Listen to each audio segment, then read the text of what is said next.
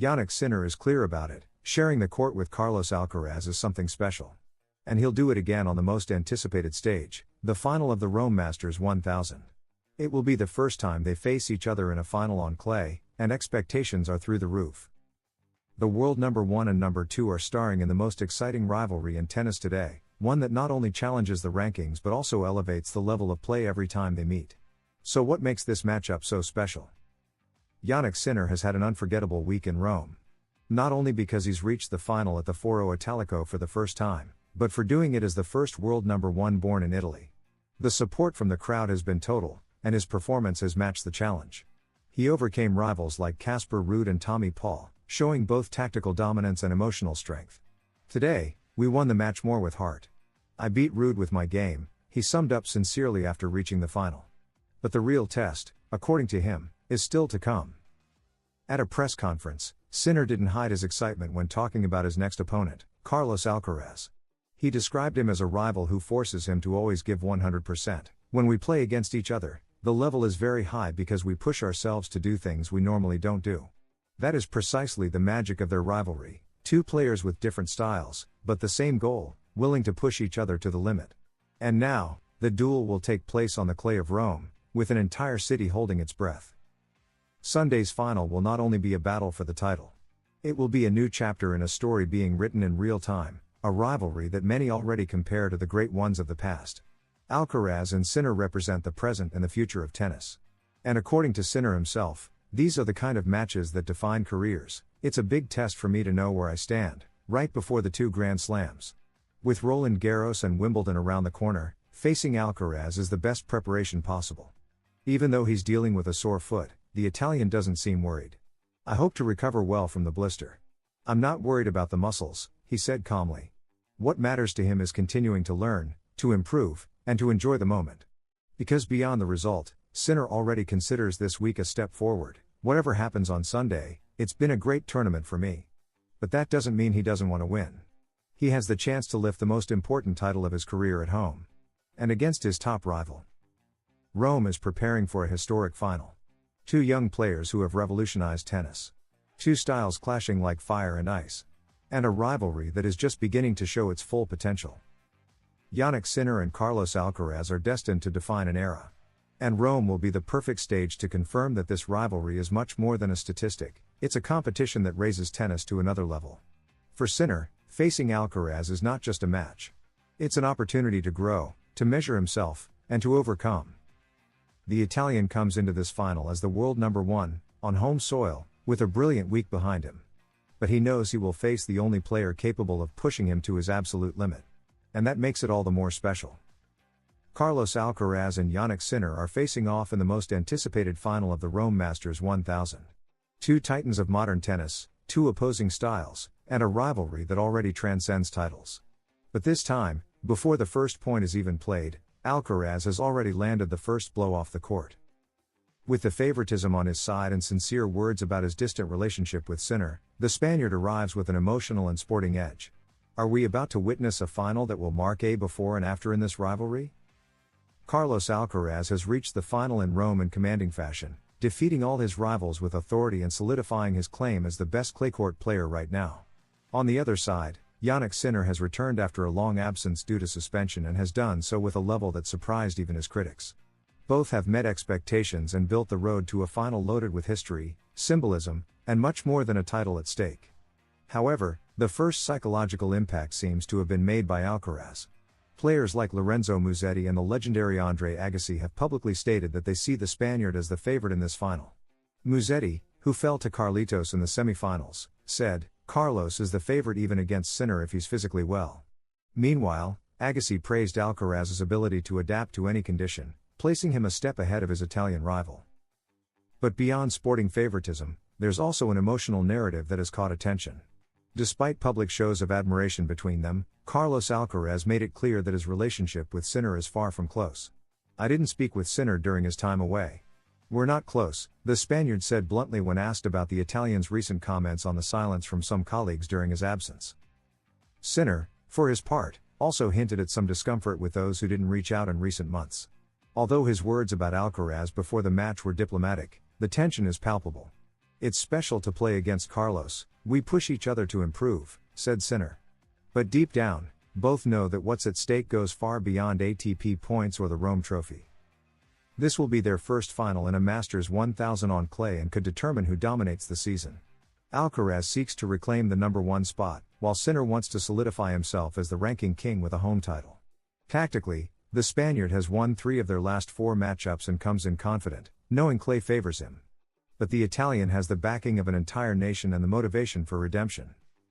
Carlos Alcaraz and Jannik Sinner won't just be battling for a trophy in Rome.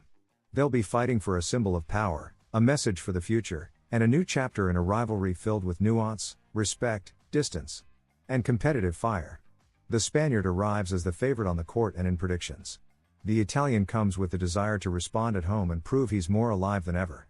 A final that has it all: history, tension, talent, and a rivalry that's just beginning.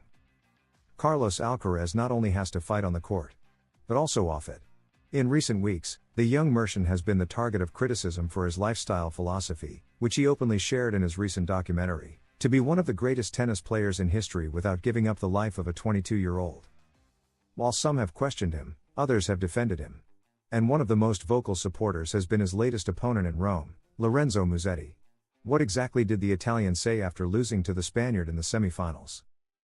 Carlos Alcaraz has proven at the Rome Masters 1000 that criticism doesn't affect him on the court. His performance has been solid, his attitude unstoppable, and his level that of a champion. But off the red clay, he's had to face judgment over something more personal: his lifestyle. In his documentary, Alcaraz revealed that he wants to enjoy his youth while pursuing greatness, something not well received by figures like Carlos Moyà, Jack Draper, or Roberto Bautista, who question whether one can reach the top without total dedication. However, several key tennis voices have come out in defense of the Spaniard.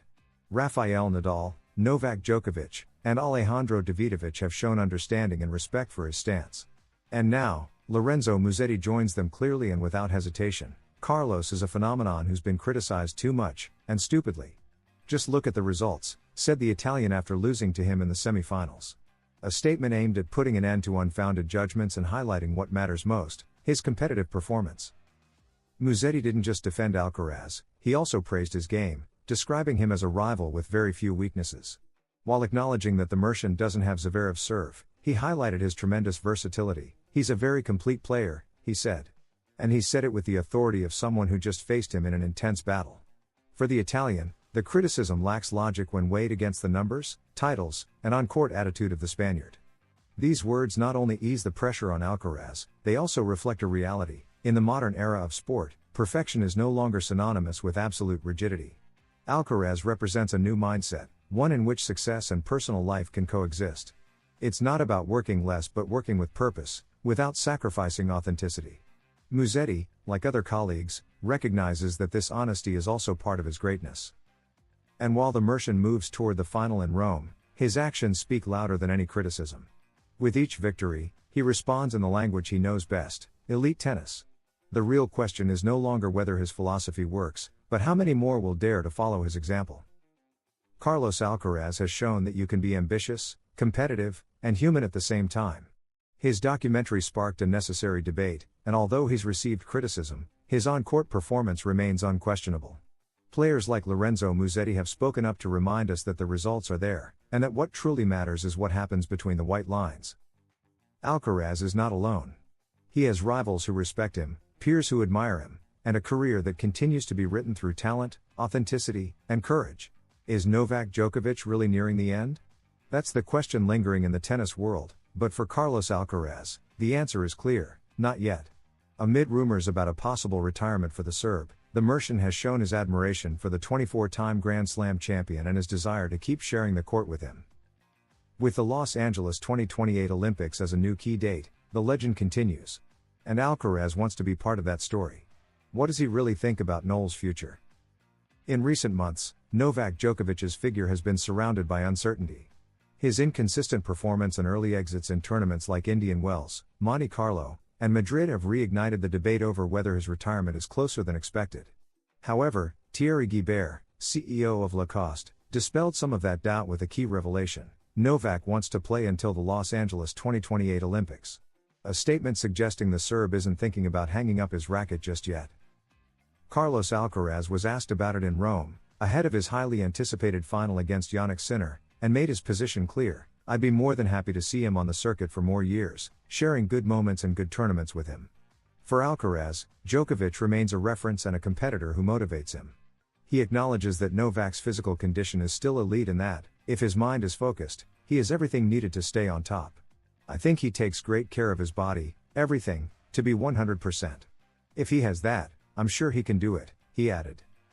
This public support from Alcaraz not only reinforces the mutual respect between generations, but shows how much the Spaniard values the opportunity to compete against living legends. For him, playing against Djokovic is not just a sporting challenge, it's an experience that enriches his career. Beyond titles, there is a generational connection in which new talents learn by facing recent icons. Meanwhile, Djokovic is also living through a period of transition. His sudden professional split with Andy Murray raised eyebrows. Although their collaboration was temporary, it was expected to at least last through Roland Garros and Wimbledon. But poor results, early exits in Doha, Indian Wells, Monte Carlo, and Madrid, have taken their toll. Added to this is his need to regain physical and competitive form, which has led him to accept a wild card into the Geneva tournament before the Paris Grand Slam. Without a confirmed coach, the Serb might show up at Roland Garros with Boris Bozjakovic as a possible coaching partner, a familiar face seen in his recent training sessions in Belgrade.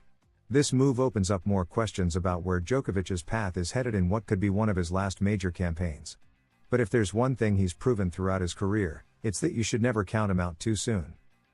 Carlos Alcaraz not only believes Djokovic can continue competing, he wants him to. He sees him as a benchmark, a constant motivation, and a fundamental piece of the tour. At a time when tennis is undergoing a generational shift, the coexistence of historic figures and new idols is a unique opportunity. And both Djokovic and Alcaraz are living it firsthand. Though his immediate future may hold uncertainties, Novak's desire to play until 2028 is already a new challenge. And for his rivals, like Alcaraz, it's also an opportunity to continue growing by competing against one of the greatest of all time.